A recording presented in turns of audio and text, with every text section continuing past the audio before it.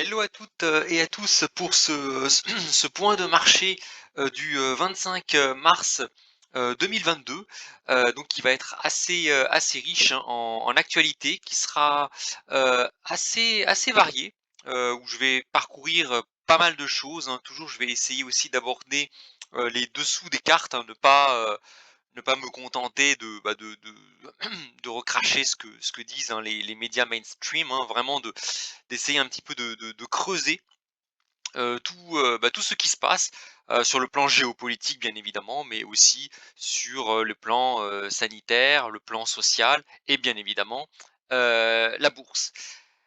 Alors le titre de cette vidéo, «La guerre fait rage». Alors évidemment, je fais référence à ce qui se passe sur le front russo-ukrainien, mais pas que.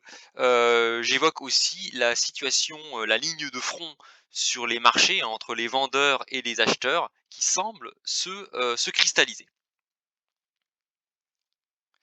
Alors je parcours, hein, toujours, hein, les mêmes disclaimers, hein, voilà où vraiment je vous conseille, je vous engage même à prendre du recul sur tout ce que vous entendez, tout ce que vous pouvez voir ou lire dans les médias, y compris dans ce que moi je peux raconter, hein. N'hésitez pas à faire votre propre analyse et aussi voilà à avoir une analyse critique des choses, hein. Moi, voilà, je fais ma propre autocritique, hein, vous trouverez le lien ci-dessous où, je parle un petit peu de des erreurs d'investissement que j'ai pu faire, durant les 20 dernières années, hein.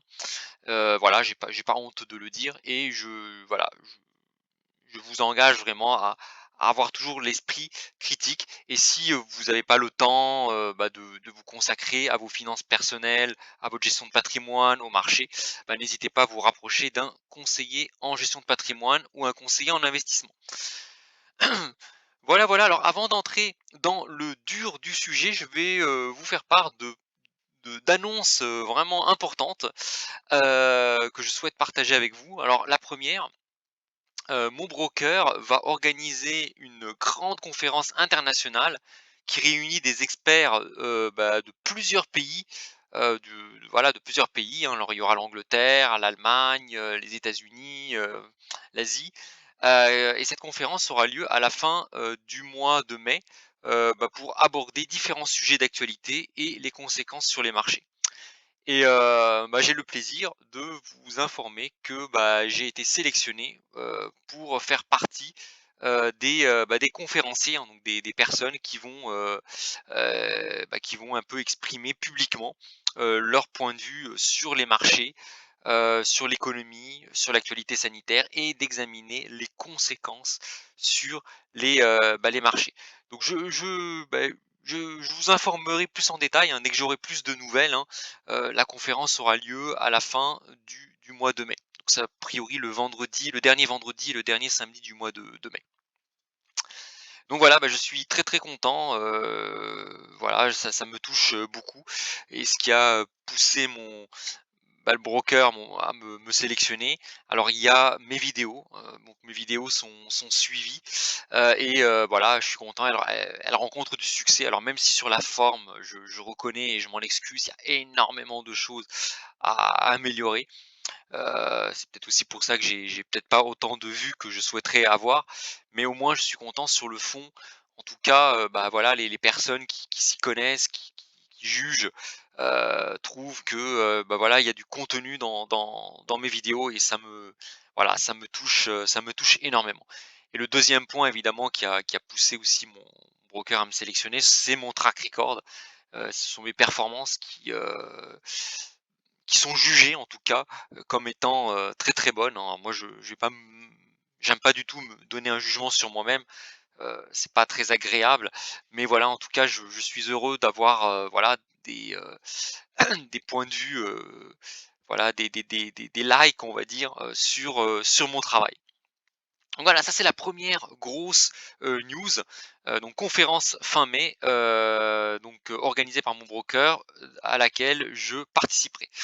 2e news, je pense ouvrir une nouvelle playlist dans laquelle, je vous présenterai des opportunités d'investissement, Alors c'est soit des opportunités, dans lesquelles j'investis personnellement, soit des opportunités, qui me sont rapportées par des personnes, qui les proposent, auxquelles je crois, et pour lesquelles soit j'investis, soit j'investis pas, mais que je partagerai avec vous et dans lesquelles, hein, dans cette playlist, j'essaierai carrément d'interviewer, les personnes qui peuvent proposer ces opportunités. Voilà donc avant que j'attaque, je rentre dans le dur du sujet, hein, n'hésitez pas à liker cette vidéo, à la partager et à vous abonner. Même si j'ai conscience, hein, je répète, que, j'ai beaucoup de choses à améliorer. Je suis humble, hein, notamment sur la forme, le son, la vidéo, certains tics de langage que je peux avoir. Mais, voilà, je travaille beaucoup sur moi-même. Alors, on va attaquer le dur, hein. Alors on commence, hein, toujours par l'actualité, géopolitique, économique, sanitaire et sociale, de ce qui s'est passé, cette semaine. Alors, l'actualité géopolitique. Alors la guerre entre l'Ukraine et la Russie rentre dans le deuxième mois. Alors là encore, on a des sons, des différents, hein. Alors pour les occidentaux, l'armée russe est en train de manquer de tout, elle s'enlise, elle est même en train de perdre, et évidemment pour le Kremlin, l'armée russe avance lentement pour épargner le plus de vies civiles. Vous voyez, je vous donne un petit peu les 2 points de vue, j'essaye un petit peu de sortir de la pensée unique, hein, ça soit la pensée unique, des médias, mainstream, hein, chez nous, mais également aussi de la pensée unique qui peut être véhiculée par les médias, côté russe. Par contre, ce que l'on peut dire, deuxième point, aucune accalmie ne semble en vue, et l'escalade continue. Les Russes semblent utiliser des armes de plus en plus fortes, hein. On a vu l'utilisation de missiles hypersoniques, donc ça carrément le ministère de la défense russe ne s'en est pas caché et les, les Ukrainiens ont affirmé que, les Russes ont utilisé des bombes au phosphore, voilà, qui sont, très, nocives et létales pour les civils. L'armée ukrainienne semble lancer des contre-offensives, en tout cas, d'après les médias entre guillemets «officiels», c'est ce qui est c'est et les Ukrainiens, c'est ce qui se dit. Je Voilà, pour le moment, j'ai pas pu le vérifier de sources indépendantes, mais il y a il y a des choses qui nous indiquent que l'armée ukrainienne, en tout cas, fait mieux que résister. Les occidentaux affirment vouloir envoyer des armes à l'Ukraine, donc ça évidemment, ça ne va pas du tout dans le sens de l'apaisement du conflit. Un nouveau train de sanctions est en préparation contre la Russie par les occidentaux et la Russie a répliqué cette semaine en exigeant des pays qualifiés d'hostiles, hein, dont la France fait partie, de payer les livraisons en roubles. Donc évidemment, on voit, hein, c'est toujours, voilà, on est encore, dans la phase d'accentuation du conflit. Alors derrière ce conflit en apparence local, les 2 superpuissances, Chine et États-Unis, se testent. On a eu aussi un bateau américain, hein, qui est passé au large de Taïwan, ce qui a suscité des protestations, très vives de Pékin. La Corée du Nord a fait un nouveau test d'un missile nucléaire, qui s'est écrasé en mer du Japon. La Chine semble vouloir conclure un accord avec l'Arabie Saoudite pour échanger le pétrole en yuan, hein. Souvenez-vous, hein, dans ma dernière, vidéo la semaine dernière, je vous avais dit que, on risque d'avoir une démondialisation. Pourquoi? Parce que on va avoir d'un côté la Russie et une partie de l'Asie qui va essayer de conquérir son indépendance monétaire. Et de l'autre côté, les, occidentaux, les Américains et surtout les Européens qui vont chercher à conquérir leur indépendance énergétique et industrielle. Donc ça évidemment, ça peut se traduire, hein, je l'avais dit, par une démondialisation plus ou moins violente qui sera source, d'inflation. Alors attention, hein, dans ma dernière vidéo, hein, j'avais parlé effectivement d'une volonté de la Chine et d'un certain nombre de pays de se dédollariser. Mais ça ne sera pas si simple que ça, hein. Alors ça peut paraître simple, mais il y a un obstacle qui va s'opposer à la dédollarisation, c'est le marché de l'euro-dollar. Alors je vous en parlerai un peu plus, hein, juste après, hein, je vais citer mes sources, mais ce marché de l'euro-dollar, en tout cas, représente un gros frein, heu, à la dédollarisation. Alors, autre, signe qui montre que la situation est beaucoup plus compliquée, que cela. Alors certes, sur le front ukrainien, les Russes clairement ont sous-estimé la résistance et le patriotisme, des Ukrainiens, clairement. Par contre, nous aussi côté occidentaux, il faut pas non plus, enterrer la Russie d'un point de vue économique. Alors là, je vous ai mis, des cartes qui vous montrent la situation, bah, vraiment au 18 mars. Donc sur la carte de gauche, vous avez les sanctions, justement la position des pays, par rapport aux réactions, face à l'invasion de, l'Ukraine par la Russie. Alors on a des pays en bleu foncé qui condamnent, fermement la Russie et qui appliquent des sanctions. Donc on retrouve, bah, effectivement l'Amérique du Nord, l'Europe occidentale et certains anciens pays de l'ex-URSS, l'Australie, Nouvelle-Zélande et le Japon. Mais si vous enlevez ces pays-là, le reste, bon, vous avez les pays en bleu clair qui condamnent, l'agression, de l'Ukraine par la Russie, mais qui n'ont appliqué aucune sanction. Vous avez les pays en rose clair qui n'ont même pas condamné la Russie, hein. Vous avez quand même, vous voyez, hein, la Chine, l'Inde, c'est rien que la Chine et l'Inde, c'est la moitié de l'humanité, qui n'ont même pas condamné la Russie. Et vous avez même des pays, alors minoritaires, hein, en rouge foncé, alors la Russie bien évidemment, mais d'autres pays qui carrément soutiennent la Russie dans son action. Alors et quand on regarde sur la carte à droite, hein, la carte à droite, de cette présentation, bah, en fait, on observe que les pays qui appliquent des sanctions contre la Russie, bah, ils sont pas si nombreux que ça. Vous avez car en fait, c'est l'OTAN, ce sont les pays de l'OTAN. Vous avez les États-Unis, le Canada, l'Europe occidentale en majorité et les derniers pays de l'ex-URSS passés sous l'OTAN et l'Australie et le Japon. Donc finalement, vous n'avez pas beaucoup de pays qui réellement appliquent les sanctions, l'embargo contre, la Russie. Regarde, vous avez quand même quasiment, toute l'Afrique, l'Asie, une grosse partie de l'Amérique latine qui n'applique aucune sanction, vis-à-vis, de la Russie. Donc ça encore, hein, il faut aussi que l'on fasse attention nous, côté européen, parce qu'évidemment on est abreuvé par les médias, par nos propres médias. Voilà, notre point de vue vis-à-vis de la Russie n'est pas forcément le même, n'est pas forcément partagé par la majorité de l'humanité. Ça, c'est quelque chose d'important à voir, hein. La Russie a quand même encore pas mal de débouchés, hein. La Chine et l'Inde, c'est quand même plus de la moitié de l'humanité et ces pays-là, clairement, en plus de ne pas appliquer des sanctions contre la Russie, n'ont même pas condamné la Russie pour son agression, parce qu'il s'agit quand même d'une agression, face à l'Ukraine.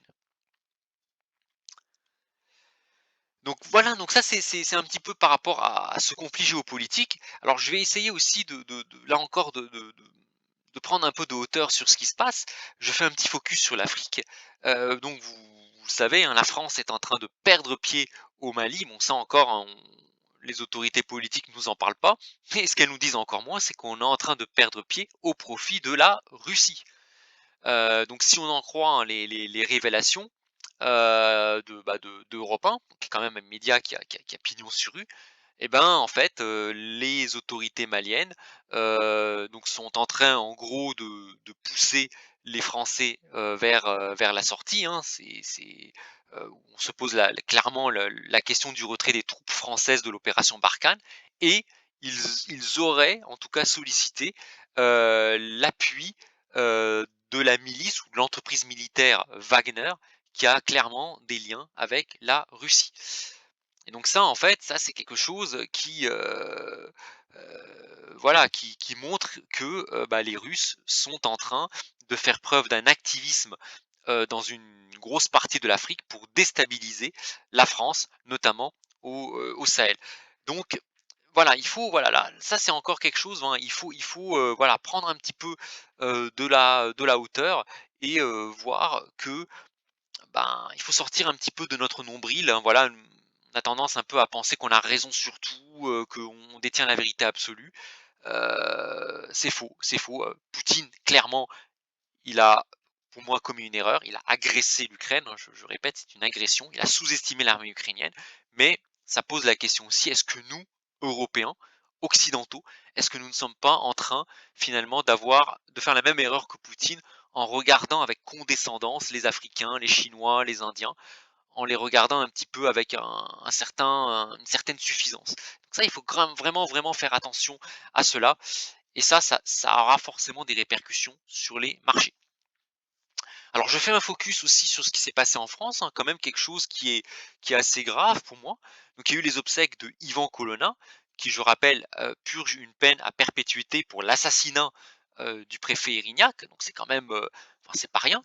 Il a quand même été reconnu coupable d'avoir assassiné quand même un représentant de l'État. Et ben, lors de ses obsèques, il a attiré énormément de monde qui se sont recueillis à ses obsèques et il y a même eu des drapeaux qui ont été mis en berne, qui ont été mis en berne à son hommage, alors qu'il a quand même assassiné un préfet. Ouais, enfin, c'est quand même assez grave, quoi. On peut être d'accord, ne pas être d'accord avec la politique du gouvernement par rapport à la Corse, la Bretagne, etc. Enfin là-dessus, voilà, moi-même en premier, je n'hésite pas à critiquer nos dirigeants, nos hommes politiques. Mais enfin là, il s'agit quand même d'un individu qui a assassiné un représentant de l'État, qui est décédé. Certes, il faut faire la lumière sur ce qui s'est sur les causes de son décès en prison, parce qu'il a été agressé. Et il y a quand même, voilà, il y a une foule qui manifeste pour lui rendre hommage. Il y a des drapeaux qui sont mis en berne. Donc ça, voilà, ça montre qu'il y a quand même des choses qui ne tournent pas rond en France. Et ça, c'est clairement un signal, voilà, un signal d'alarme. Alors c'est bien beau de regarder ce qui se passe en Ukraine, dans le Donbass, en Crimée, etc. Mais il y a énormément de choses, de questions à se poser sur le fonctionnement, bah, de nos institutions. Et donc voilà, donc après cela, bah, il y a l'actualité sanitaire qui se rappelle à nous, hein. Le Covid revient. Alors ça, je peux en témoigner d'un point de vue personnel, hein, parce que, bah, j'ai 2 filles et l'école, bah, l'école primaire dans lesquelles mes filles, sont scolarisées, bah, ils sont assaillis par une flambée de nouveaux cas de Covid. Donc il n'est pas exclu que de nouvelles restrictions soient à prévoir après les élections. Et par ailleurs, je rappelle qu'en Chine, on a déjà des confinements très durs qui vont accroître les pénuries, comme si déjà la situation russo-ukrainienne ne suffisait pas. Et justement, pour montrer que la situation est loin d'être simple, je fais un petit focus sur l'actualité sociale, hein. Là encore, les médias mainstream n'en parlent pas beaucoup, mais on a déjà des pays d'Europe de l'Ouest qui commencent à vraiment souffrir bah, de l'inflation, de l'envolée des prix. Et là, je cite l'Espagne, où on a déjà la colère sociale qui commence vraiment à flamber. On a des manifestations, on a de nombreux corps de métiers, hein, notamment les routiers, qui descendent dans la rue, qui bloquent l'économie. Enfin bref, la situation n'est clairement pas gai. Voilà, en Espagne, on a des prix qui ont atteint des hausses de prix qui ont atteint des plus hauts jamais vus depuis 35 ans, c'est énorme. Donc voilà, la situation est extrêmement compliquée en Europe. Et ça, évidemment, là encore, hein, les médias, voilà, on nous parle sans arrêt de Zelensky, du héros Zelensky de l'Ukraine. Je ne nie pas, hein, je ne nie pas qu'il se bat de manière très courageuse pour son pays. On nous parle que voilà, on va venir en aide à l'Ukraine, c'est OK, mais il ne faut pas sous-estimer qu'on commence déjà à payer les retombées des sanctions que l'on applique à la Russie. Et ça, il faut le voir, il faut le regarder. On n'est pas, voilà, on n'est pas invulnérable non plus. Donc en résumé, on a une situation, bloquée. L'armée ukrainienne est loin d'être, si faible qu'elle en avait l'air et il ne faut pas la sous-estimer, hein. Ça, c'est la grosse, grosse erreur des Russes, hein. Ils En tout cas, on le voit clairement que, ils pensaient, rentrer en Ukraine et comme une balade de santé et là, on voit que les Russes souffrent beaucoup en Ukraine. Il ne faut pas non plus, alors côté européen, sous-estimer les réserves de la Russie, y compris militaires, comme l'en atteste notre recul au Mali au profil de la Russie. Les Russes ont été surpris par la résistance des Ukrainiens, mais de notre côté, il ne faut pas sous-estimer la capacité aussi de la Russie à résister économiquement à nos sanctions et nous faire des contre-sanctions. Les dirigeants, alors ça, je suis peut-être un peu là-dedans contre nos dirigeants. Nos dirigeants politiques vivent dans le luxe, mais les populations russes, ukrainiennes, mais aussi européennes et africaines vont payer lourdement le prix de tout ce qui se passe. Donc ça, voilà, ça c'est nos dirigeants, voilà, ils sont là, ils jouent aux échecs, ils jouent au risque, c'est le jeu risque où tel pays attaque tel pays, que ce soit les dirigeants russes, Poutine, que ce soit nos dirigeants à nous, mais derrière, malheureusement, ce sont les populations, ce sont les mamans de soldats russes qui, malheureusement, qui n'ont plus que leurs yeux pour pleurer en assistant aux funérailles de leurs enfants partis en guerre. Ce sont les malheureuses populations ukrainiennes qui périssent sous les bombes. Et ce sont les Africains qui vont connaître des famines comme pas possible avec l'envolée des cours de blé, mais également les classes moyennes européennes qui vont payer un lourd tribut à ce conflit. Et bien évidemment, les dirigeants, eux, ils sont tranquilles, ils vont manger au restaurant. Gérard Darmanin, je crois, il disait à 200 euros, 300 euros le restaurant à Paris. Bon, voilà, qui vivent un petit peu dans dans leur petite sphère, en fait, dans leur petit cosmos. Autre point, la Russie, comme je vous ai montré sur les cartes, n'est pas si isolée que ça sur la scène internationale. Beaucoup de pays dits émergents, sans approuver ce qu'a fait la Russie, se méfient aussi beaucoup des Occidentaux. Donc attention, là encore, à ne pas être obnubilé par notre conception de la justice. Si nous, on a une vision précise de ce qu'est la justice, beaucoup de pays, l'Afrique, l'Asie et une partie de l'Amérique latine, ont une très mauvaise image de nous autres, des Occidentaux. Ça, il faut aussi voir l'autre point de vue. Autre point, même si les Russes subissent fortement les sanctions, très clairement, la population russe a une plus grande résilience que la population européenne de l'Ouest. Rappelons que même avec les sanctions actuelles, les Russes vivent encore bien mieux que sous Boris Yeltsin après l'effondrement de l'Union soviétique. Donc ça, il faut pas sous-estimer cette résilience dont fait preuve le peuple russe. C'est-à-dire que les Russes, ils peuvent accepter de faire la queue dans les magasins. Ils ont connu ça et ils ont cette résilience. Nous, avec un prix de l'essence à 2,50 € ou 3 € le litre, si on dit aux Français, pendant 2 ans, 3 ans, vous ne partez plus en vacances parce que c'est hors de prix, vous allez avoir la révolution. Nous autres occidentaux, on a tellement l'habitude de notre confort, voilà, tout nous est acquis, tout doit nous tomber entre les mains, qu'on n'a peut-être pas forcément la même résilience que peuvent avoir les Russes. Et ça, c'est important. Tout comme les Russes ont sous-estimé la volonté, la ténacité des Ukrainiens, nous, je pense qu'on tend à sous-estimer la capacité de résilience du peuple russe comparé un peu à on va dire, à notre côté un peu bourgeois, embourgeoisé de notre civilisation. Et enfin, dernier point, la dédollarisation souhaitée par la Chine ne sera pas si simple non plus à mettre en place, même si l'Arabie Saoudite décide de libeller une partie des ventes de pétrole en yuan. Et là, justement, je vais attaquer un petit peu, voilà, après ma bibliographie, ma vidéographie. Alors, juste avant ça, j'ai essayé un petit peu de voir un peu quelle peut être la sortie probable de ce conflit. Donc pour moi, la solution la plus réaliste, Vladimir Poutine accepte de ne pas renverser le gouvernement ukrainien pour le remplacer par un gouvernement fantoche. Il doit accepter de reconnaître Volodymyr Zelensky comme un interlocuteur sérieux et incontournable qui a une vraie légitimité démocratique en Ukraine. Et de l'autre, Volodymyr Zelensky accepte une autonomie sur le Donbass et Donetsk, reconnaît éventuellement l'annexion de la Crimée par la Russie, qui, rappelons-le, a été donnée à l'Ukraine par Khrouchtchev, et il peut aussi accepter que l'Ukraine ne rentre pas dans l'OTAN, sans néanmoins désarmer l'Ukraine, et en continuant une collaboration avec l'Union européenne, en particulier sur le plan économique.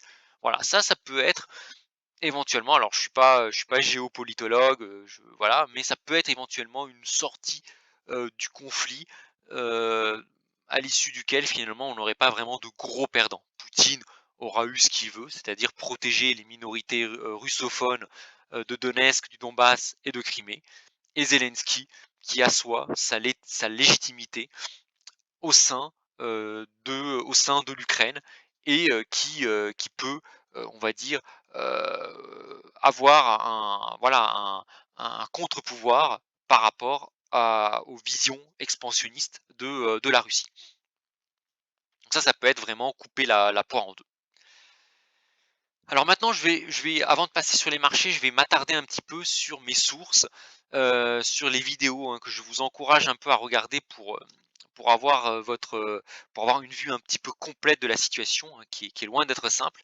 Alors, je vous ai parlé, de la situation, de la dédollarisation. On parle beaucoup dédollarisé et cetera. Bah, c'est quelque chose qui n'est pas si simple, à cause du marché de l'euro-dollar. Alors, qu'est-ce que le marché des euros-dollars? Alors, ce sont des dépôts à terme libellés en dollars, déposés auprès d'une banque établie hors des États-Unis. Donc, ces dépôts sont hors de la juridiction des États-Unis et permettent des marges plus grandes.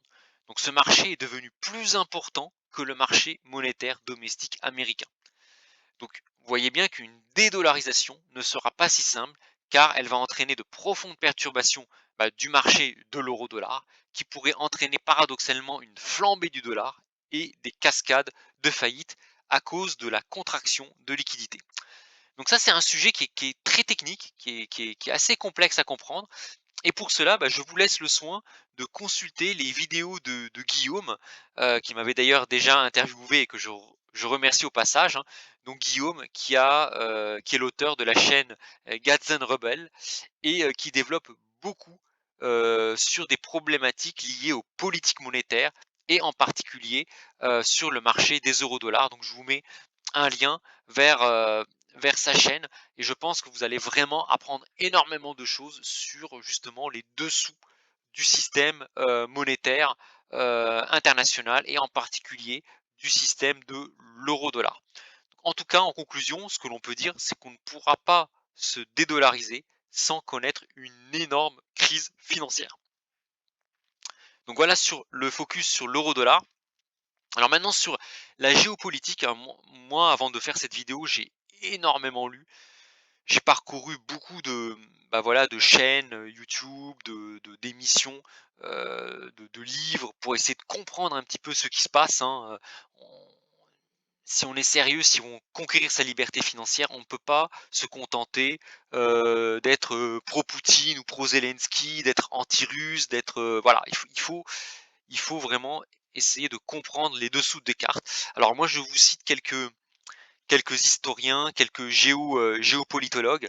D'abord Gérard Chaliand, qui est né, le 15 février 1934, hein, à Etterbeek, donc à Bruxelles, qui est un géostratège et homme de lettres français.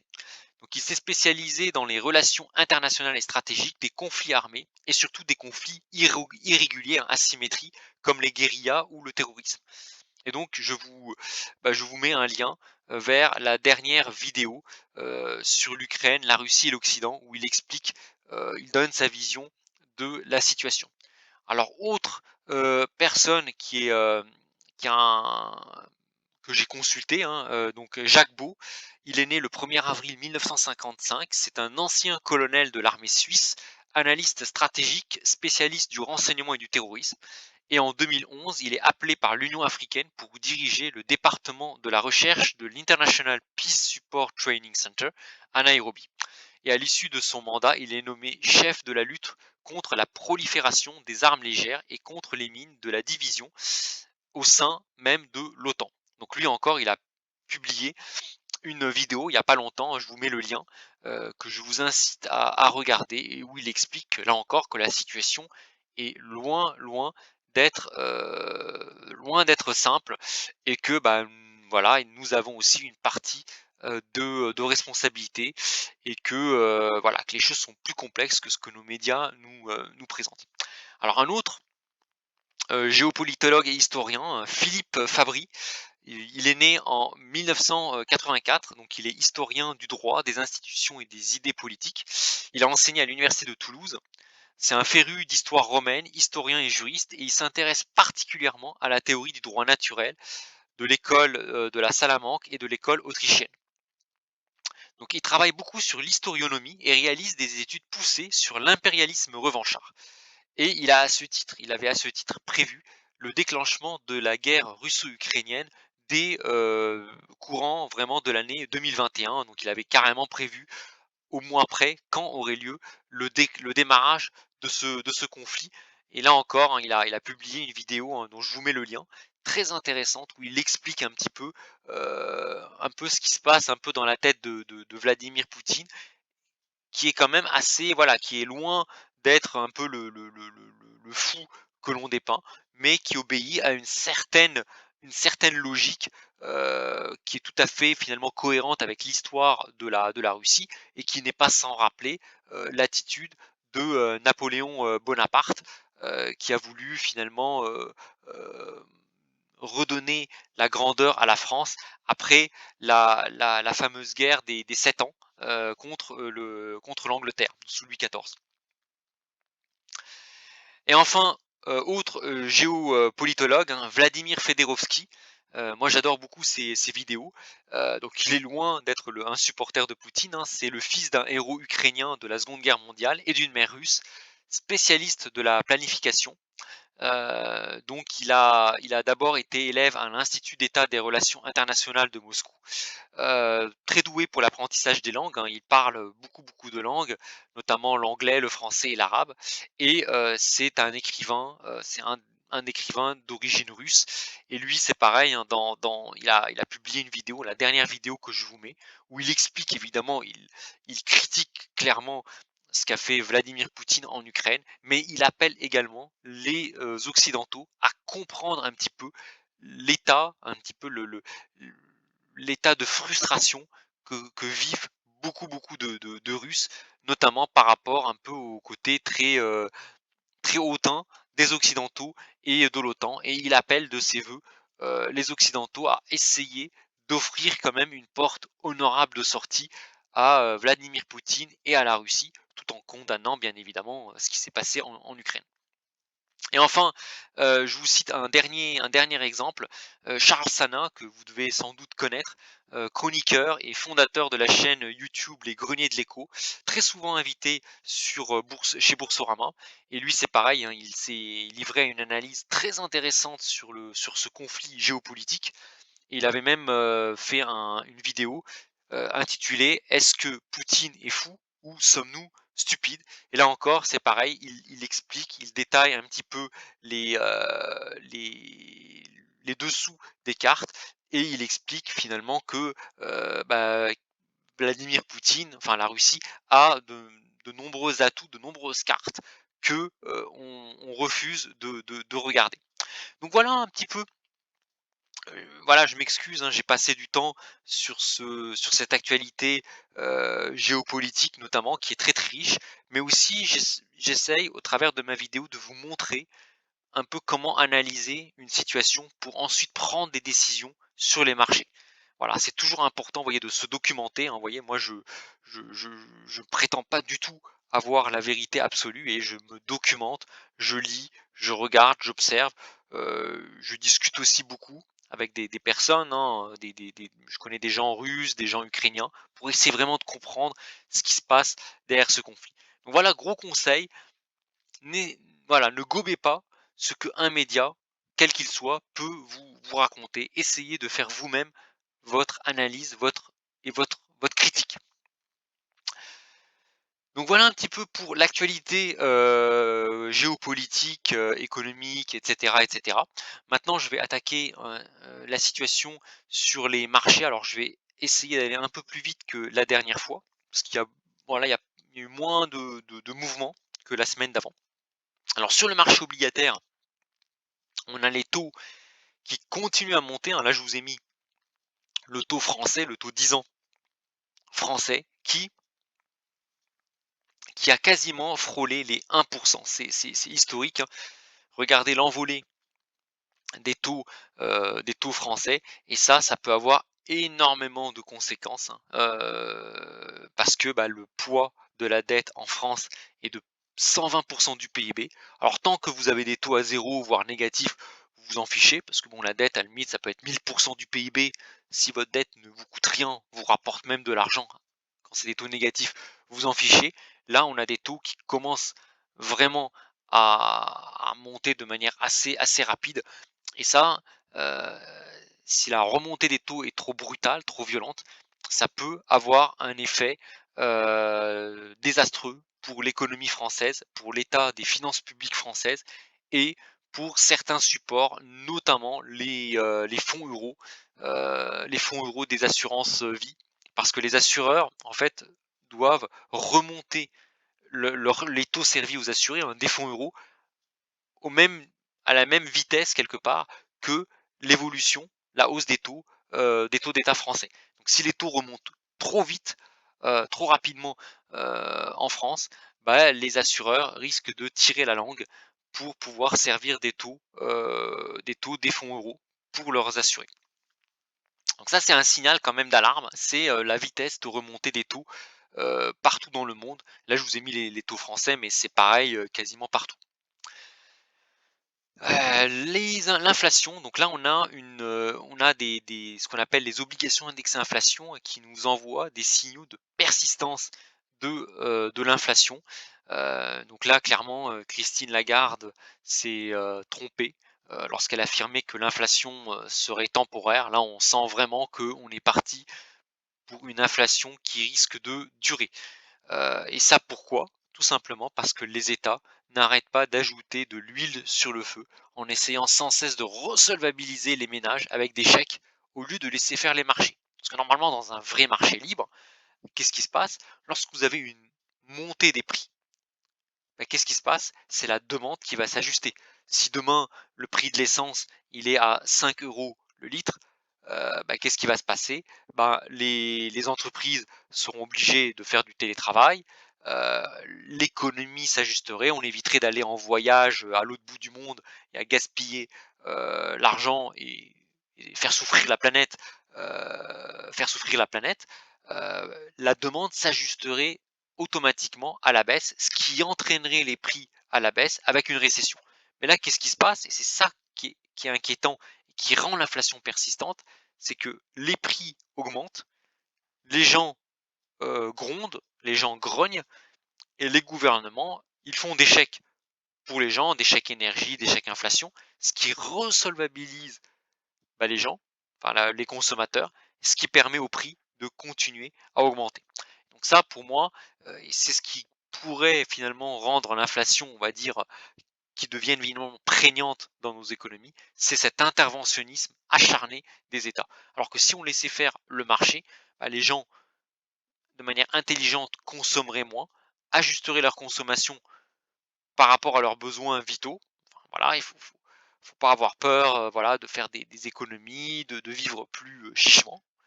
Et là, du coup, bah, de manière automatique, le marché des matières premières s'ajusterait à la baisse. Mais bon, malheureusement, voilà, nos États ont choisi de subventionner tout le monde. Et enfin, on a un autre signal un peu inquiétant, c'est l'aplatissement, voire l'inversion de la courbe des taux aux États-Unis. Donc là, on a une courbe américaine, hein, c'est la courbe des taux américaine qui s'est complètement aplatie et on a même des inversions, hein. Par exemple, on a le taux 12 ans qui est inférieur au taux 2 ans, on a un taux 30 ans qui est inférieur au taux 20 ans, on a un taux 10 ans qui est inférieur au taux 4 ans, 5 ans, 6 ans, 7 ans et qui est à peine supérieur au taux 2 ans. Et ça, en fait, un aplatissement, voire une inversion de la courbe des taux, c'est un signal avancé qu'il va y avoir une récession ou tout du moins un net ralentissement à horizon 12 à 18 mois aux États-Unis. Donc, qu'est-ce que l'on observe? On observe une hausse de l'inflation, elle est indéniable, et des anticipations de chute de la croissance. Et ça, c'est un scénario qui porte un nom, qui s'appelle la stagflation. C'est un scénario qui est extrêmement pénible, qui sera très très dur. La dernière fois que l'on a connu un tel scénario, c'était après le choc pétrolier dans les années 70. Mais la situation actuelle, elle est beaucoup plus pénible pour 2 raisons. La première, c'est que le choc des années 70 qui a plongé le monde dans une stagflation avec une inflation à 2 chiffres, le choc, il n'a eu lieu que sur le pétrole. C'était juste le pétrole qui avait flambé à cause de la guerre du Kippour, et les pays arabes ont décidé de sanctionner les Occidentaux. Donc on a eu une flambée du pétrole, mais il n'y a que le pétrole qui avait flambé à cette époque.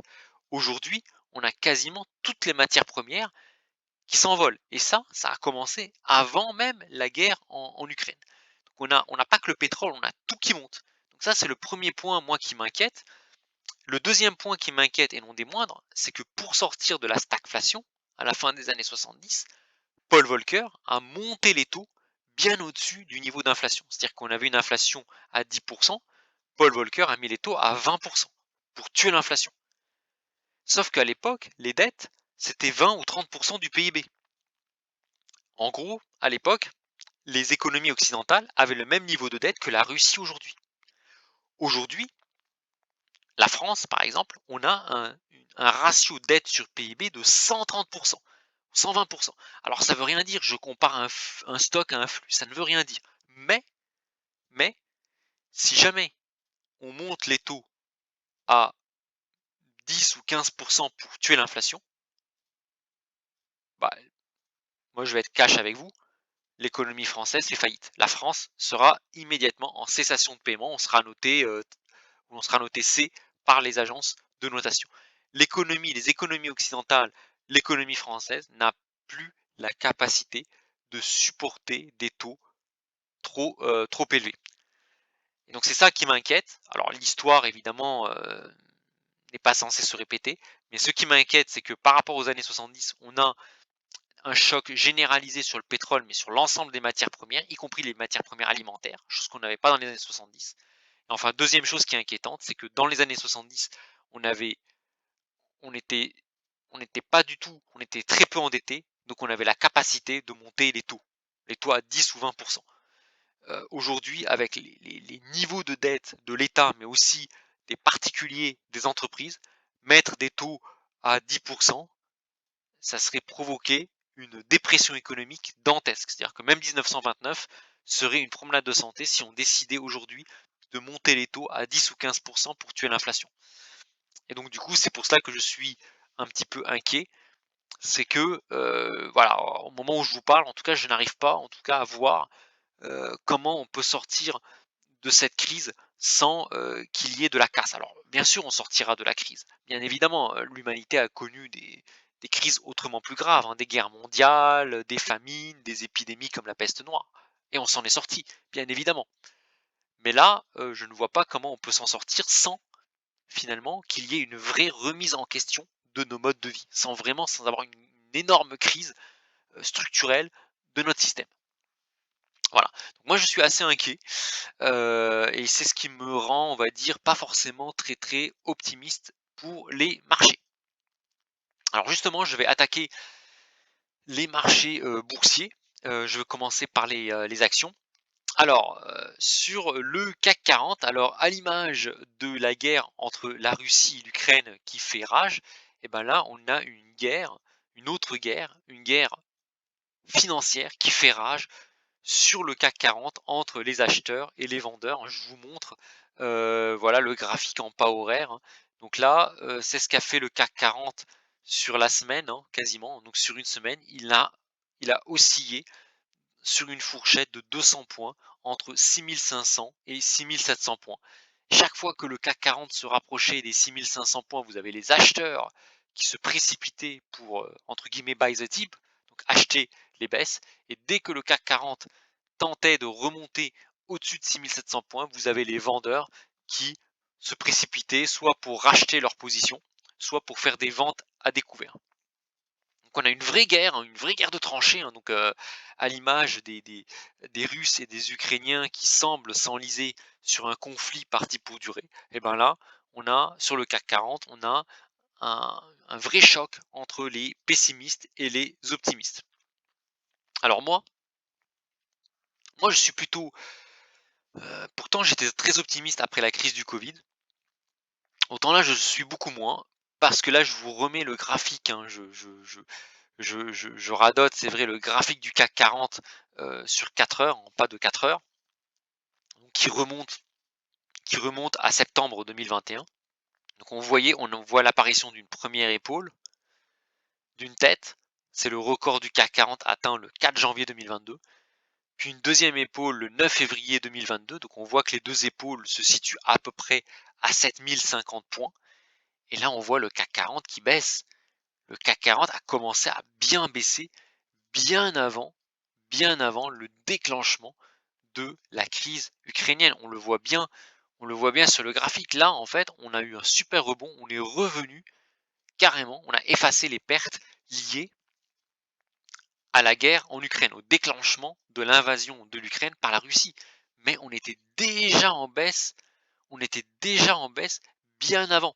Et c'est ça qui m'inquiète, c'est que les marchés étaient déjà en train de s'essouffler parce que les principaux risques qui sont exacerbés par cette crise russo-ukrainienne étaient déjà présents avant. On avait déjà de l'inflation qui commençait à devenir dangereuse. On avait déjà des matières premières qui commençaient à monter, un prix du pétrole qui était déjà au-dessus de 90 $ le baril. On avait déjà des ingrédients qui étaient très mauvais pour les actions, avec des banques centrales qui sont obligées même de remonter les taux pour courir derrière l'inflation. Et ça, c'est pas du tout bon pour les actions. C'est pour ça que je suis pas forcément, je suis très dubitatif par rapport aux actions, quand bien même la crise entre la Russie et l'Ukrainienne arrivait à trouver une issue. Alors moi j'ai une opinion, il y a peut-être quelque chose qui peut aider les actions à remonter. Bah, c'est que les actions en fait, ça devienne en fait qu'on assiste à ce que j'appelle des hausses de misère. Des hausses de misère, c'est quoi? C'est lorsque, finalement, bah, les investisseurs ne croient plus en rien. Les investisseurs commencent à avoir peur de la monnaie, se détournent de la monnaie et ils se disent que finalement, vaut mieux carrément, acheter des actions en désespoir, plutôt que de garder du cash qui va perdre toute sa valeur à cause de l'inflation. C'est ce qu'on appelle des hausses de misère. Heu, pour un rappel historique, la France a connu cela. Un des plus beaux mois sur les marchés boursiers français, c'était en mai-juin 1940 quand les Allemands envahissaient la France. Et ben, c'était un des mois où la bourse française s'était plutôt bien sortie, même très bien sortie. Pourquoi? Parce que finalement, les investisseurs à l'époque se disaient que de toute façon le franc n'allait plus rien valoir, hein, les Allemands allaient mettre la France à genoux, et que finalement, à défaut d'avoir du liquide, des francs, bah, valait mieux avoir des actions françaises, parce que les Allemands allaient, entre guillemets, chouchouter les entreprises françaises, les financer même, pour en faire finalement des armes de guerre pour le Troisième Reich. Et donc du coup, bah, les actions françaises s'étaient pas si mal débrouillées que ça, suite à l'invasion de la France par les Allemands. C'est ce que j'appelle des hausses de misère. On a également des hausses de misère lorsqu'il y a des situations d'hyperinflation. Heu, en valeur nominale, les bourses qui ont le plus surperformé ces dernières années, c'est la bourse vénézuélienne, la bourse zimbabwéenne et la bourse turque, qui connaissent des épisodes d'hyperinflation. Parce que, bah, les investisseurs se disent: «Bah, à défaut d'avoir du cash qui rapporte plus rien, qui perd de sa valeur à vue d'œil à cause de l'inflation, autant acheter des actions». Donc moi, au moment où je vous fais cette vidéo, si le CAC 40, malgré tout ce que je vous ai dit, devait continuer à monter et à battre des records, ça serait presque inquiétant. Ça pourrait signifier finalement que, bah, les gens ont perdu espoir en la monnaie, et que finalement les gens se disent: «Bah, perdu pour perdu, on va investir dans des valeurs en se disant que de toute façon, quitte à perdre, autant avoir des actifs tangibles». Voilà. Donc voilà, je me suis permis, hein, de m'attarder sur cette situation du CAC 40, pour moi qui est assez inquiétante, hein. Soit on va casser par le bas, et là évidemment, ça va être, très compliqué pour pas mal d'investisseurs. On risque d'avoir un CAC 40 qui peut, enfoncer les 6 500, puis les 6 300, les 6 000 et revenus, enfin vraiment chuté lourdement, ce qui est pas forcément bon évidemment pour les investisseurs. Mais à l'inverse, hein, si le CAC 40 devait quand même monter, c'est pas forcément un signal positif, pour l'économie. Alors voilà, donc là, bah, je rappelle, hein, pourquoi je suis, circonspect, sur les actions, hein.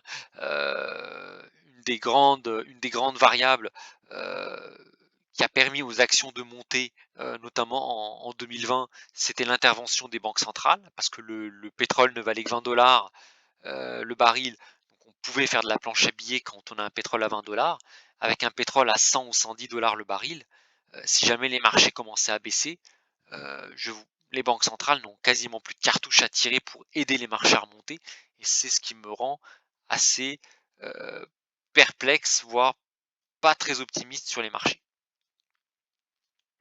Alors, pour les États-Unis, oh, c'est un petit peu pareil que pour le CAC 40.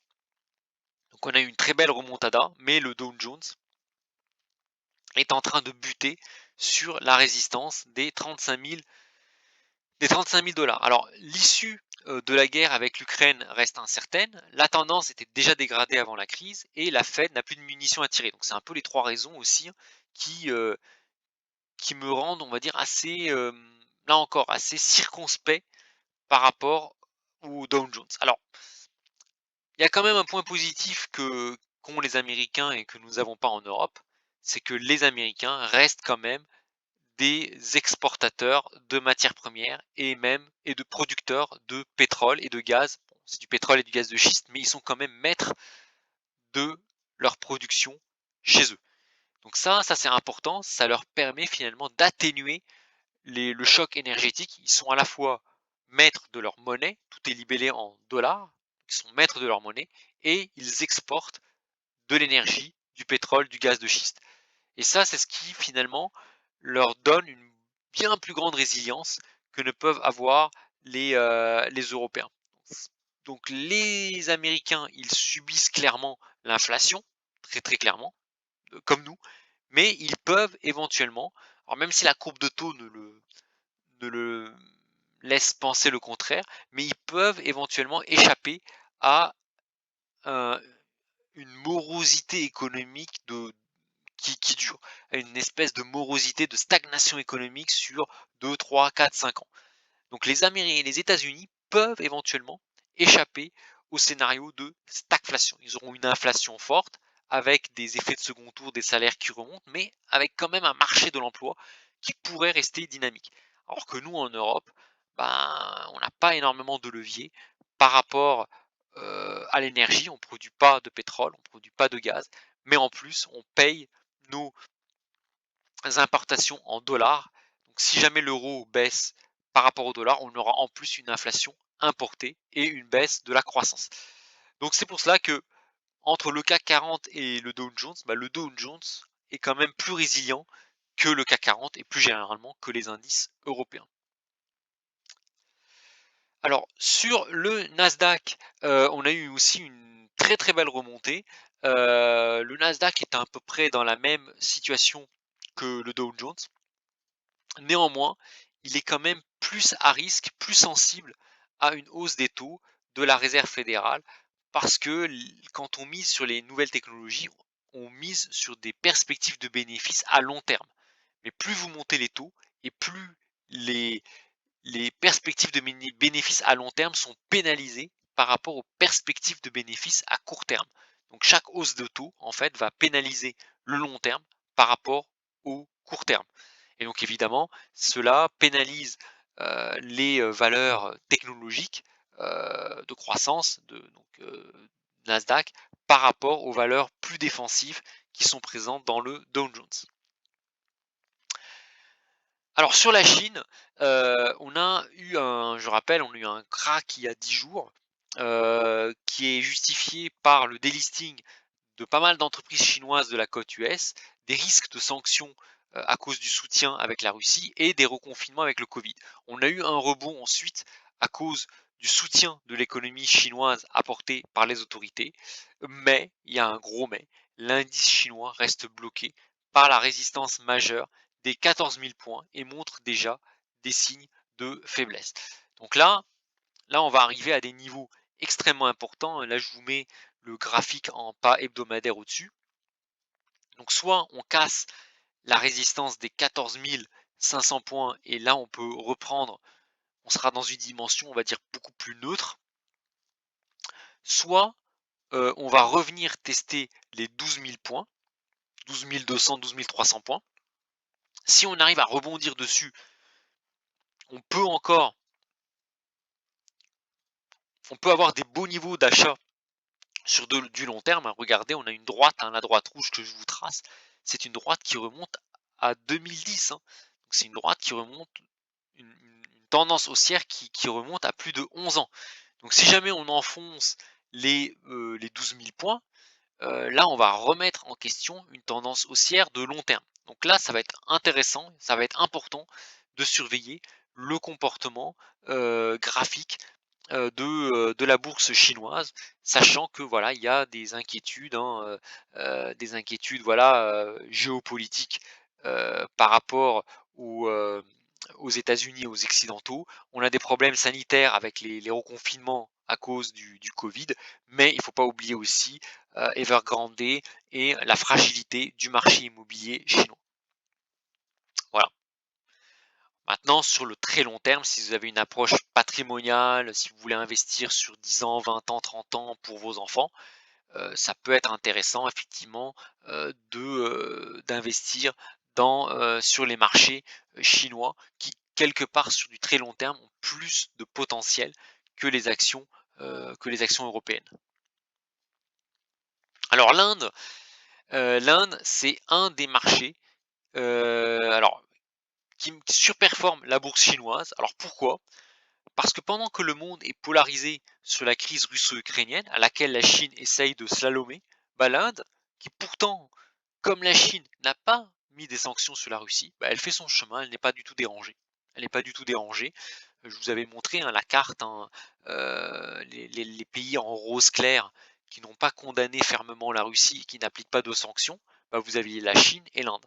Et pourtant, tous les regards, notamment des Américains, se fixent sur la Chine en la menaçant de sanctions si elle ne condamne pas la Russie, alors que pourtant l'Inde fait exactement la même chose, mais on la laisse tranquille. Et ça se voit sur les graphiques en bourse. On a en pas horaire, on a l'indice indien Nifty qui a bien rebondi et qui consolide. Et quand on regarde en pas hebdomadaire, regardez, là vous avez le Covid, vous avez la crise du Covid, donc l'Inde a énormément souffert du choc du confinement du Covid. Ensuite, vous avez la grosse remontée. Et là, vous avez la crise ukrainienne que vous avez là. On voit quasiment rien. Enfin, sur le graphique, on n'a même pas l'impression. Voilà, on a juste des indices indiens qui, voilà, qui reprennent leur souffle après le doublement finalement. Le marché indien, les actions indiennes ont fait x2 entre le point bas du Covid et les records. On a juste un marché qui reprend le souffle avant éventuellement de repartir à la hausse. Donc la bourse indienne a très très bien résisté, résiste très très bien à cette actualité assez morose pour une raison simple, c'est que l'Inde, elle peut continuer à commercer avec la Russie sans même attirer l'attention des Occidentaux et des Américains. C'est magique pour eux, personne ne les embête, et donc du coup, bah, ils continuent leur petit bonhomme de chemin. Et enfin, dernier indice, pareil, l'Afrique du Sud qui continue à bien performer. Regardez, depuis la crise du Covid, là vous voyez, la crise ukrainienne, on le voit à peine, on n'a même pas l'impression qu'il y a vraiment que l'Afrique du Sud subit ce qui se passe avec, l'Ukraine, et pour cause, pareil, l'Afrique du Sud n'a pas pris des sanctions contre la Russie, et pareil, on laisse les Sud-Africains tranquilles, on les menace pas de représailles contrairement aux Chinois, et en plus, l'Afrique du Sud a un avantage, c'est que en misant sur l'Afrique du Sud, vous misez sur finalement des métaux précieux, notamment le diamant, enfin des métaux, voilà, des métaux rares, des métaux précieux.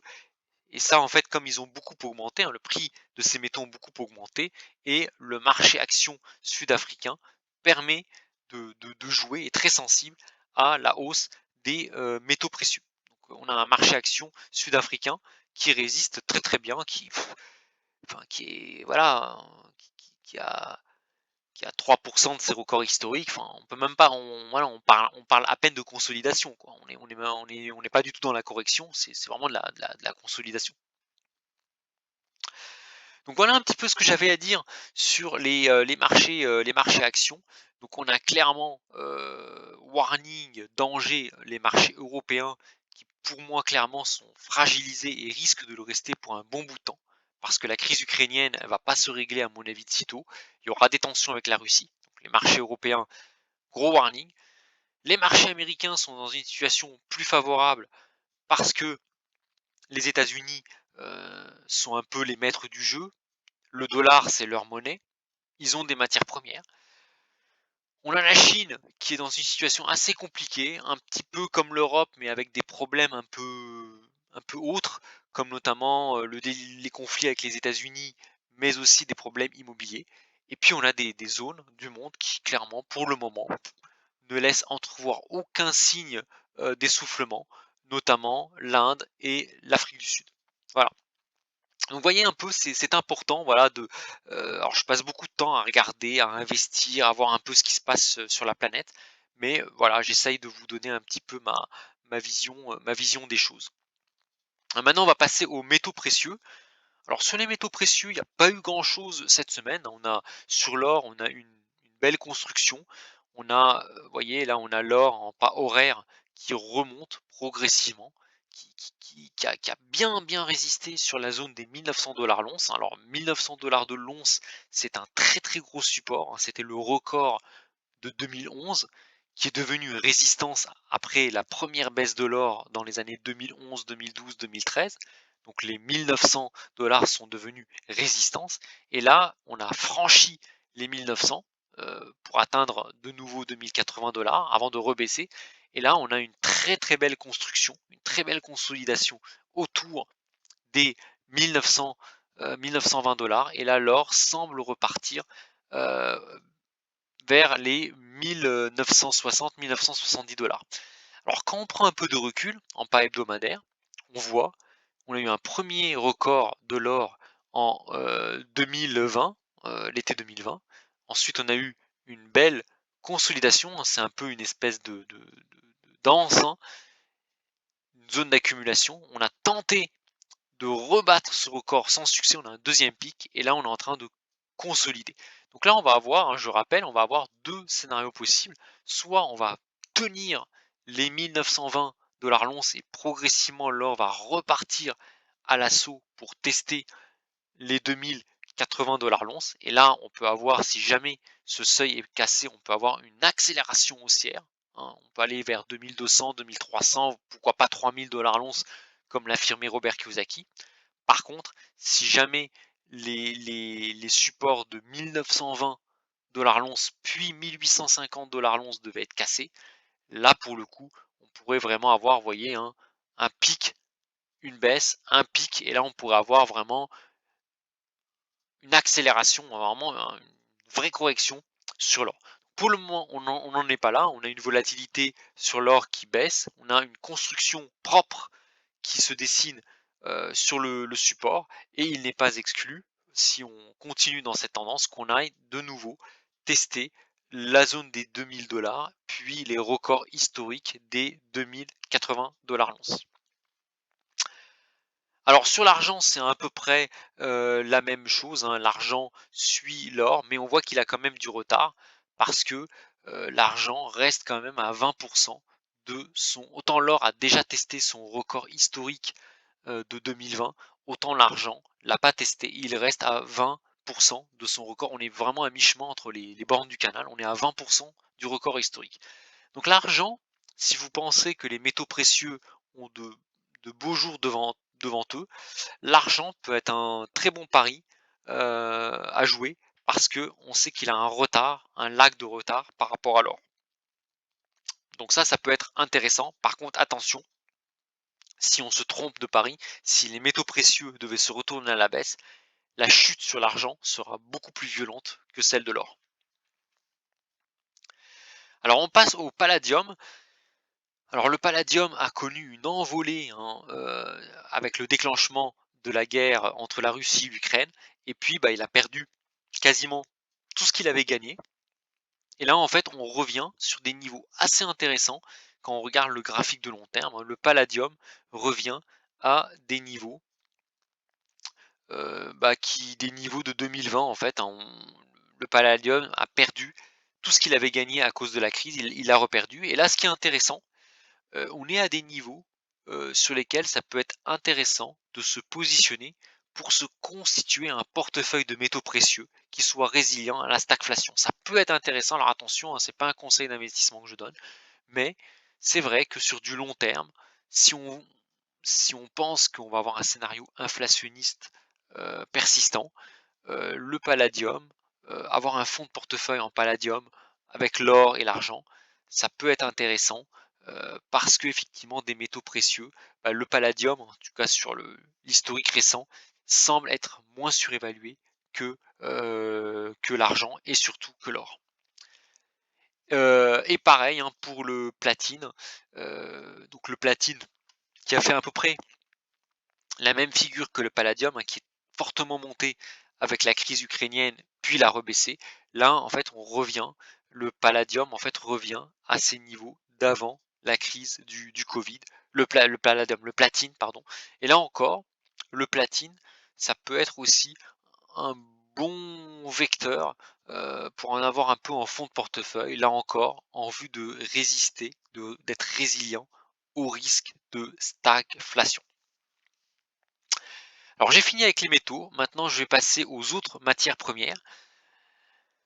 Alors le pétrole qui a connu une envolée, jusqu'à quasiment 130 le baril et qui là semble construire, hein, on a une rechute sur les 90 le baril, donc avant le déclenchement de la crise ukrainienne et là on repart vers les 113, 110, 113 le baril. Donc on a le pétrole qui est en train, on va dire presque dangereusement, de construire une figure de consolidation.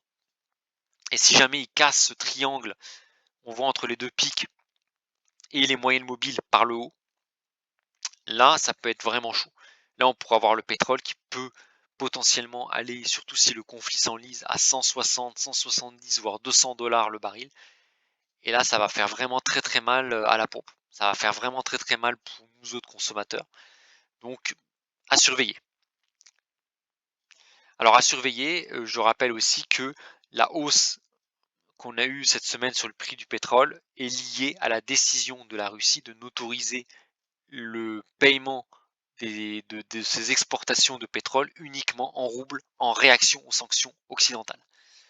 Alors on a pareil, hein, la même chose pour le gaz, hein, on a eu le gaz qui est en train, vous voyez, en pas horaire, qui est en train vraiment de fortement monter. Et là encore, cette hausse du gaz, elle est liée au fait que bah, les Russes demandent, exigent un paiement de leurs exportations de gaz en roubles. Donc ça, évidemment, ça contribue à accroître la tension sur le marché. Alors le cuivre, c'est pareil, hein, il consolide, hein, il est en train de construire, hein. On a eu la crise ukrainienne, donc envolée du cuivre, vous voyez la flèche rouge vers quasiment 5, vers 5000. Puis on a une grosse correction, pour revenir à 4500, puis une remontée plus faible et une correction plus faible. Donc là, on a vraiment une construction, un tassement, on est dans un espèce de triangle. Et là encore, ça peut être dangereux parce que si jamais on casse ce triangle, vous voyez, ici, là, de consolidation, enfin, le prix du cuivre peut exploser à la hausse. Et ça, c'est dangereux aussi parce qu'il ne faut pas oublier que quasiment la grande majorité des produits industriels que nous consommons sont faits à base de cuivre, hein, qui est aussi un très bon conducteur, alors moins que l'argent, mais qui est un très bon conducteur d'électricité. Donc là, voilà, attention encore, hein, une matière première dont le prix doit être surveillé comme le lait sur le feu. Alors là, c'est le nickel qui a connu une envolée, on va dire presque spéculative. Alors beaucoup d'investisseurs se sont ruinés avec le nickel en l'achetant au plus haut. Puis il y a eu un crack, hein, ce qu'on appelle un bull trap. En tout cas, malgré le crack, qui a suivi l'envolée, le nickel reste quand même, hein, on est à 35 519, hein. On est quasiment au double de ce qu'on était avant l'invasion de l'Ukraine. Donc le nickel reste encore sur une tendance haussière, même si beaucoup d'acheteurs, spéculateurs se sont fait, plumer, clairement. Mais on a le nickel qui est quand même sur une tendance haussière et ça aussi, c'est pas forcément bon pour l'économie. Et je continue avec le blé. Alors là, c'est aussi inquiétant. On a eu le blé qui a flambé avec la crise ukrainienne, qui a corrigé ensuite, hein. Les investisseurs se sont dit qu'on est peut-être allé trop vite en besogne à 1400. Et là, on a une figure de construction, hein. On a une congestion du blé. Et là encore, c'est assez inquiétant parce que si jamais on devait relancer une nouvelle attaque haussière, on pourrait. Le blé, vous voyez, le blé, c'est pas comme les actions. Les actions, quand elles montent, ça enrichit les actionnaires, mais ça n'appauvrit pas les personnes qui ne sont pas détentrices d'actions. Le blé, c'est une matière alimentaire. On en a besoin pour manger. Donc, si les prix du blé flambent, ça va enrichir les investisseurs, mais ça va appauvrir les consommateurs, un peu comme le pétrole. Donc là, il faut vraiment surveiller ce qui se passe sur le blé en espérant, à la limite, qu'il n'y ait pas une nouvelle attaque haussière. Alors, quand on est investisseur, c'est très très bien. Moi, j'ai un portefeuille, je vais vous le montrer, heu, assez résilient face à la stagflation. Mais attention, voilà, il ne faut pas non plus jouer, là-dessus parce que derrière, vous pouvez avoir des potentielles famines. Qui dit famine dit émeute, guerre civile, ça peut aller très loin. Je rappelle que la Révolution française de 1789, elle a commencé pas parce que les Français, avaient soif des Lumières et voulaient couper la tête du roi. Ça a commencé sur des concepts beaucoup plus basiques que ce que l'on nous apprend à l'école. C'est juste le peuple qui avait faim, qui demandait du pain, qui voulait pas des hausses d'impôts parce qu'ils étaient écrasés par les impôts. Et c'est comme ça que la Révolution française a commencé. Donc attention, attention au comportement des denrées, énergétiques et surtout alimentaires. Alors je termine, hein, par, ce point, par les crypto-monnaies. Alors, je vous avais dit que, il y a une semaine que les cryptos, étaient, sur une bonne tendance pour 2 raisons. D'un point de vue technique, le support, hein, vous voyez le support, le bas du canal a très, très bien résisté, hein.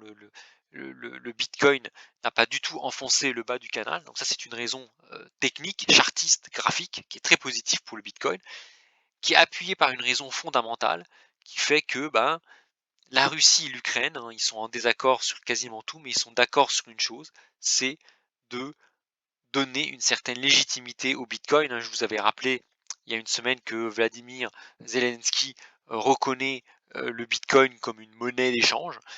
Et ça, évidemment, c'est plutôt positif dans un contexte où finalement Zelensky est un peu considéré un peu comme le messie par les Occidentaux et lui-même reconnaît que le Bitcoin peut servir de monnaie d'échange. Et ça, évidemment, c'est très positif pour le Bitcoin. Et cette semaine, on l'a vu, on a eu une remontée. On a eu le Bitcoin qui a gagné plus de 10% cette semaine. Et ce qui est intéressant, c'est qu'il remonte tranquillement. C'est la force tranquille, hein. Il remonte alors qu'habituellement le Bitcoin c'est quelque chose avec une volatilité incroyable. Là on a le Bitcoin qui construit, vous voyez, il remonte. Quand on va en pas hebdomadaire, il remonte tranquillement, semaine après semaine, sans s'emballer, sans s'affoler. Et là on voit qu'il y a quand même un gros potentiel de rebond au sein de ce canal haussier. Et pareil, hein, pour l'Ethereum, hein, l'Ether, qui, lui aussi, hein, voilà, en pas horaire, on est sur une tendance haussière. On a bien rebondi sur le support, le bas du support, le bas du canal. Et là, vous voyez, quand on zoome, enfin on prend de la hauteur, on voit que cette petite hausse qu'on a eue cette semaine, vous voyez, on a un potentiel là de faire quasiment un doublement, de l'Ether, parce que le haut du canal est quasiment au double du bas du canal. Donc il y a des perspectives intéressantes sur le Bitcoin, l'Ethereum et sur pas mal de cryptos. Mais là encore, attention, attention. Ce que je vous dis aujourd'hui peut très très vite être contredit dès lundi, si jamais on a une annonce, par exemple, du Trésor américain ou de la Fed ou de la BCE qui décide de sanctionner les détenteurs de crypto. Attention, soyez prudents quand on traite les cryptos, soyez prudents. Moi, je peux juste vous dire que d'un point de vue graphique et géopolitique, les cryptos sont plutôt gagnants de tout ce qui se passe actuellement. Mais au moment où je vous parle, bien évidemment. Voilà, voilà, j'ai fait un petit tour des différentes classes d'actifs, des différents marchés. Alors, je termine par des conseils. C'est un petit peu le résumé de cette vidéo. Attention, les marchés actions arrivent sur des zones de résistance majeures. J'ai parlé pour le CAC, hein. Une bataille boursière fait rage entre les acheteurs et les vendeurs sur les actions. Le CAC 40 est un exemple, hein, avec le range 6500-6700. Mais on a d'autres indices qui sont en train de se bagarrer avec leur résistance et leur support, hein, notamment le Dow Jones. La sortie à la hausse ou à la baisse de ce canal donnera une belle indication de ce qui va se passer. Deuxième point, je vous rappelle, alors peut-être qu'on va se moquer de moi dans quelques jours, moi personnellement je reste réservé sur les actions pour la simple et bonne raison que les tendances baissières étaient déjà à l'œuvre avant même la crise ukrainienne. Et j'enchaîne avec le troisième point. Contrairement à ce qui s'est passé avec le Covid, les banques centrales n'ont plus les munitions qu'elles avaient.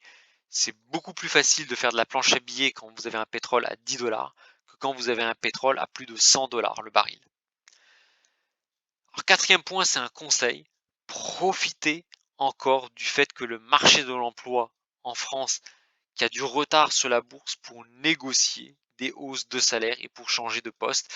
Je vous ai mis une copie d'écran de ce que j'ai observé. Vous voyez, le 21 mars, dans 20 minutes, hein, donc 20 minutes, c'est un journal public, hein, que vous pouvez consulter à la sortie du métro, hein, qui est gratuit, où voilà,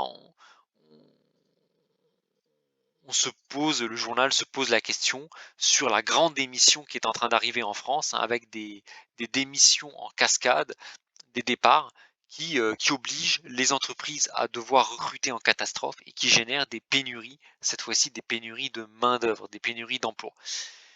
Et euh, ça c'est très intéressant parce que cette fois-ci, autant quand il y a des pénuries de matières premières, bah, c'est un peu négatif pour tout le monde, à part pour les investisseurs. Par contre, quand il y a une pénurie de main-d'œuvre, ça c'est très positif quand vous êtes salarié. Donc profitez, profitez-en, voilà, si vous vous sentez lésé parce que vous n'avez pas été augmenté alors que l'inflation dérape, profitez encore de cette fenêtre de tir tant qu'il y a encore des emplois à pourvoir. Pour moi, ça risque de ne pas durer. Si jamais l'économie européenne, l'économie française rentre en stagflation, vous allez avoir, comme dans les années 70, un ralentissement du marché de l'emploi. Et donc là, le danger, c'est que vous soyez coincé dans un job en ayant loupé finalement la possibilité de faire un gap de salaire et en étant pris à la gorge par l'inflation qui remonte. Donc profitez-en. Voilà, on est en mars. Profitez-en. Il y a encore une belle fenêtre de tir. À mon avis, je pense que à partir de la rentrée de septembre, je pense que le marché de l'emploi pourrait donner de sérieux signes d'essoufflement, surtout si la situation entre la Russie et l'Ukraine continue à s'envenimer. Alors, cinquième point, je rappelle, hein, si vous avez des compétences en matière de travaux ou si vous connaissez quelqu'un prêt à s'associer avec vous, profitez des taux encore bas. Les taux sont en train de remonter, mais les taux d'emprunt sont encore assez bas pour vous lancer dans de l'immobilier rentable avec cash flow positif. Mais là encore, attention, ne faites ça que si vous maîtrisez les travaux ou si vous pouvez vous associer avec quelqu'un qui maîtrise les travaux. Et enfin, dernier point, essayez de vous construire un portefeuille résilient face au risque de stagflation. Euh, les, euh, les matières premières, je vous ai montré les matières premières, le pétrole, le blé, le cuivre, l'argent. Lorsque ces matières premières flambent, ça peut nous impacter, ça va nous impacter en tant que consommateurs, mais dites-vous bien qu'aujourd'hui, grâce à la technologie, on peut on peut se protéger. Alors, je dis pas qu'il faut spéculer, sur le blé, en se disant que ça va, qu'en faisant monter le prix du blé, ça contribue à créer des famines en Afrique, hein, je ne dis pas ça, mais on peut au moins se construire un portefeuille avec des métaux précieux, des matières premières, pour au moins protéger son patrimoine de la stagflation. Donc voilà un petit peu, les conclusions et les conseils de cette vidéo, et là maintenant je vais attaquer la dernière partie, la toute dernière partie sur un focus sur mon portefeuille. Alors cette semaine, donc il y a une petite coquille, j'ai fait quelques plus-values sur l'or. J'ai pris j'ai pris quelques plus-values sur l'or, alors pas grand-chose, hein, j'ai juste, liquidé une petite position, hein, l'équivalent de 1 000 $ sur l'or, et j'ai pris seulement, vous allez rire, hein, 10 $, enfin 10 € de plus-value réalisée sur, sur l'or, hein. J'ai rien fait, j'ai juste passé un ordre de vente cette semaine. Donc ça, c'est important, c'est très important, c'est très, très important. Pourquoi? Parce que ça, c'est une grosse différence entre le monde de l'investissement et le monde du salariat, hein. Souvenez-vous, hein, les cadrans de Robert Kiyosaki. Dans le monde du salariat, pour justifier votre salaire, vous êtes toujours obligé d'être en mouvement. Vous pouvez pas, et c'est normal, hein, vous êtes payé par un employeur qui a des actionnaires. Vous pouvez pas, rester, pendant, 1 semaine et dire à votre chef: «Bah, j'ai rien fait, j'ai réfléchi à ce que l'on pourrait faire dans 1 semaine, 2 semaines, 3 semaines». Vous pouvez pas faire ça.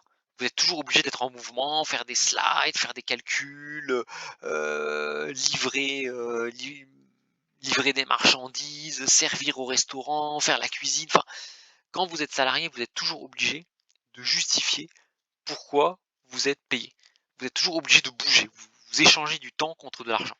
Dans le monde de l'investissement, ne rien faire, c'est un acte de trading. Et moi, j'ai pas honte de vous le dire, la semaine dernière, je n'ai rien fait. Je n'ai pris que 10 € de plus-value. J'ai juste liquidé une position, sur l'or où je gagnais un peu d'argent, et j'ai pris 10 €. Voilà. J'ai vraiment, vraiment pas fait grand-chose, mais c'est pas par fainéantise, c'est pas par flemme, c'est un acte de gestion. Je vous ai montré un peu ce qu'ont fait les marchés. Je suis en position d'attente et je l'assume. Pour être un bon investisseur, il faut parfois se faire violence et accepter de ne rien faire. Par contre, mon portefeuille, lui, bah, il a travaillé, là, j'ai eu un stock, hein, de plus-value latente qui a pas mal gonflé, puisqu'il s'élève à 354,11 €, ce qui porte finalement la valeur liquidative de mon portefeuille à 25 634 €.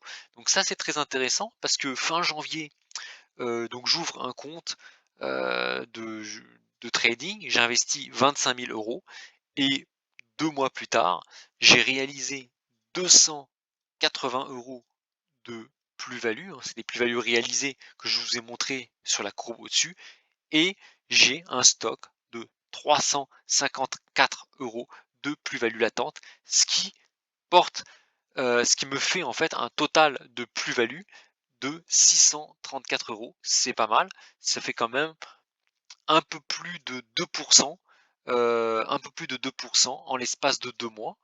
Bon, si vous annualisez ça, on arrive quand même à quasiment, 10, enfin 12, de, performance, annualisée sur l'année 2022. Quand on voit ce qu'ont fait les marchés, bah, c'est plutôt positif. Alors moi, je reste humble, hein, faut faire attention, voilà, il faut raison garder, il faut pas perdre, la tête, mais c'est plutôt positif. C'est un peu aussi ce qui explique pourquoi le broker m'invite à à donner une conférence, à faire partie des conférenciers internationaux pour parler de l'actualité. Donc j'ai réduit mes positions sur l'or, j'ai laissé filer mon portefeuille de plus-value latente, hein, qui a gonflé. J'ai pris 2 nouvelles positions sur 2 cryptos, le Cardano et le Bitcoin, ce qui me permet finalement d'avoir aujourd'hui 5 cryptos dans mon portefeuille, hein. J'ai le Bitcoin, l'Ethereum, EOS, Cardano et le Litecoin. Ça me permet de renforcer ce portefeuille de crypto. Et mon projet, ça serait d'investir sur le blé, éventuellement l'électricité et sur les obligations quand on sentira que le processus de hausse des taux touche à sa fin. Donc là, vous voyez un petit peu, hein, mon portefeuille, hein. Vous avez pas mal de lignes qui sont en plus-value et vous avez vraiment un portefeuille qui est très diversifié, hein. Voyez, on a l'or, le palladium, le platine, on a des puts, hein, on a un indice de volatilité, on a du yuan chinois, j'ai des obligations indexées inflation, j'ai de la Chine, actions chinoises, actions Afrique du Sud, du cacao, du Litecoin, de l'EOS, c'est des cryptos, du CAC 40, du gaz naturel, du Cardano, de l'Inde, du pétrole, du cuivre, de l'Ether, du Bitcoin, donc encore des cryptos, du Nikkei, de l'argent, du Nasdaq et du Dow Jones. Donc ça c'est un peu mon portefeuille, hein, de ce que j'appelle le portefeuille anti-stagflation que je suis en train progressivement d'alimenter, de construire progressivement pour me protéger contre ce risque vraiment sérieux de stagflation. Donc voilà, écoutez pour ces nouvelles. Donc c'était une très longue, voilà, c'était encore une longue vidéo avec beaucoup d'actualités, des références pas bibliographiques mais vidéographiques, donc où j'ai cité quand même pas mal d'auteurs, hein, des historiens, des géopolitologues, des géostratèges, mais aussi voilà une personne qui est passionnée par la politique monétaire, hein, comme Guillaume, hein, qui m'avait déjà interviewé, et une personne qui s'intéresse énormément à toutes sortes d'actualités, qui analyse comme Charles Sana. Et voilà, donc c'est aussi ce qui explique pourquoi ma vidéo est assez longue. Mais là encore, je préfère prendre du temps pour vous expliquer, pour prendre du temps pour vous documenter, pour analyser un petit peu ce qui se passe, plutôt que voilà, de bâcler les choses, hein. On vit une époque qui est quand même sérieuse, qui est compliquée, où il va y avoir beaucoup de crises, il va y avoir beaucoup de gens qui vont souffrir, qui vont être laissés pour compte, mais comme dans toute crise, il y a des opportunités et j'essaye, voilà, de vous montrer que voilà, on peut saisir les opportunités qui se présentent à nous. Et regardez, voilà, ça c'est un exemple. Voilà, aujourd'hui les médias n'arrêtent pas, c'est la crise, les matières premières, etc. Vous voyez, il est assez facile de pouvoir finalement profiter ou se protéger tout du moins de la situation en achetant soi-même des matières premières sur les marchés pour résister à la crise plutôt que d'attendre que monsieur Bruno Le Maire vienne nous faire des chèques ou des quoi qu'il en coûte. Voilà. Bah écoutez, je termine cette vidéo et je vais vous souhaiter un bon week-end. Prenez bien soin de vous, de vos familles et j'espère vous retrouver dans une semaine pour un nouveau point de marché. Voilà. Bah écoutez, passez une bonne fin de semaine et à très bientôt. Salut tout le monde.